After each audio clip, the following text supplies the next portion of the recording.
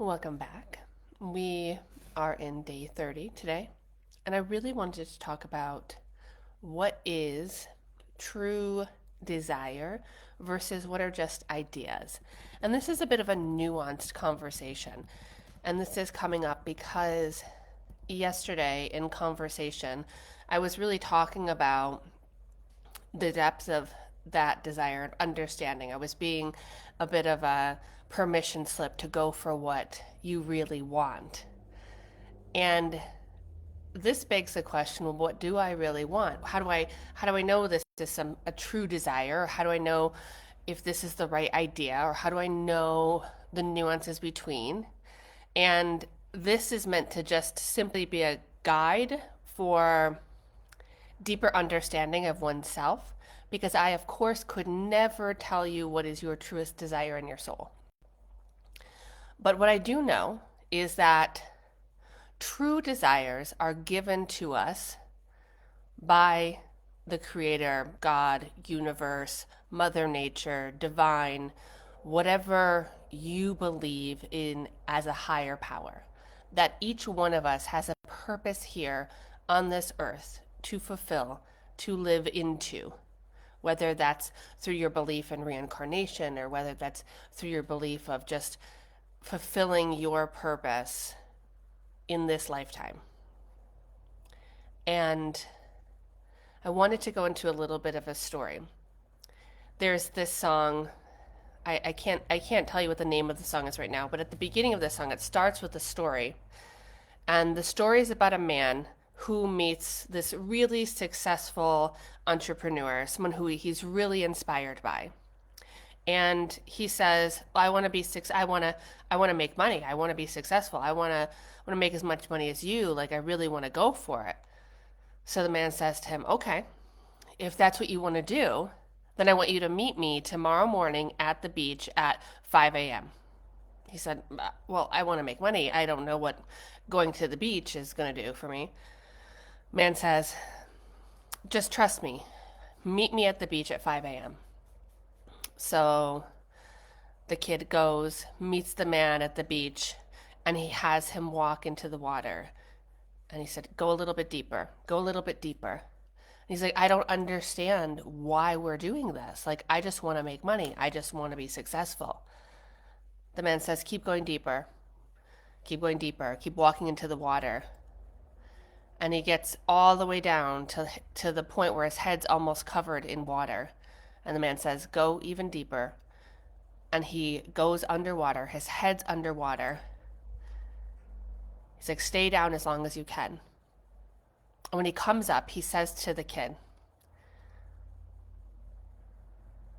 "You know that you are ready to go for what you want because you want it as much as you wanted to breathe." He goes, "When you were underwater, what is the only thing you could think about?"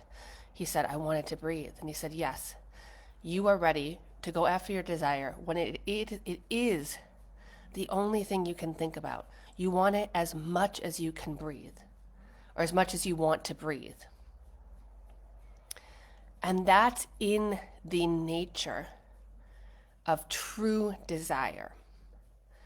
Now, here's where the nuance comes in. True desire is in our soul. It's something that we can feel.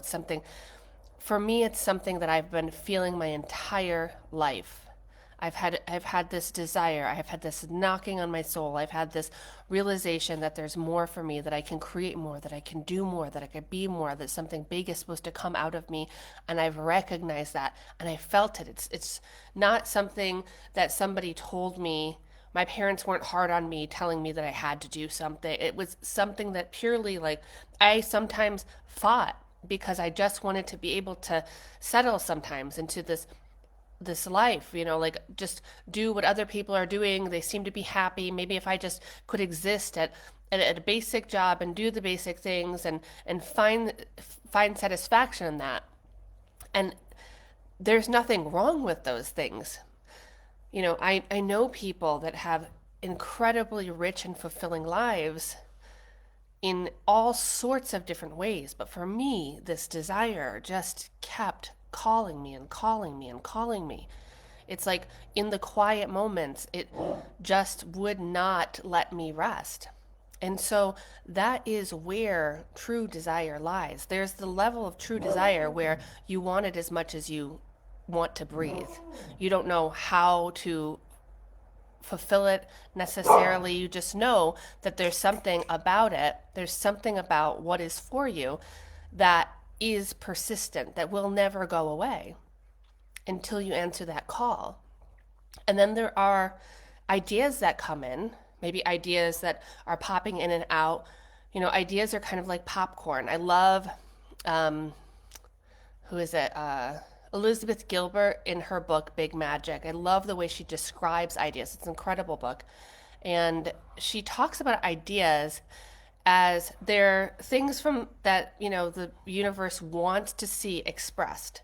And they will come in, they kind of like float in the channel, and you might get an idea, and then those ideas continue on.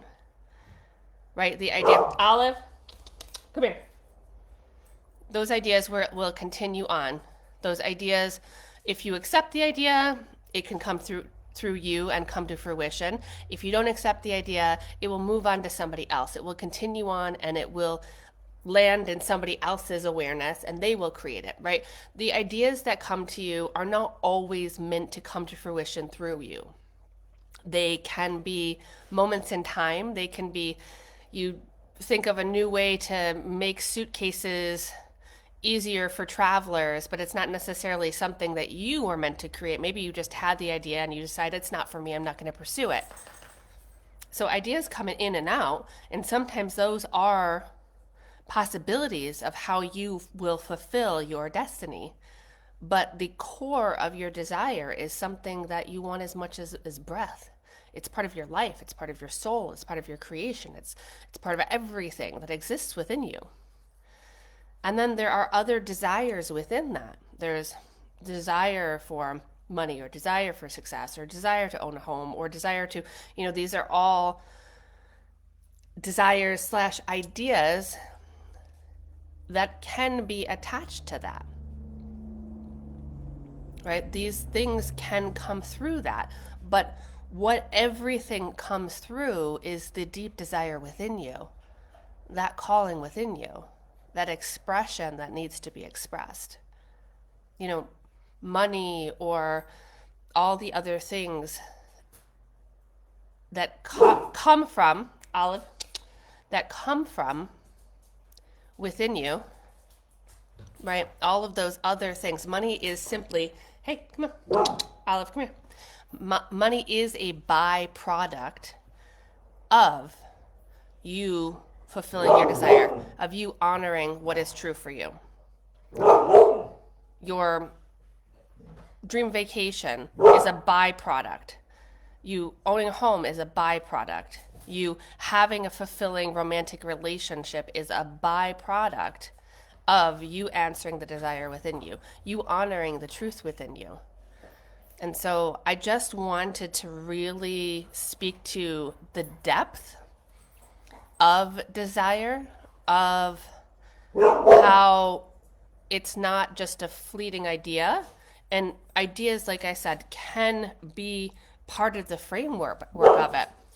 But understand that you fulfilling your desire, the deep soul calling, can be expressed in so many different ways. So I'm just going to leave that here for today.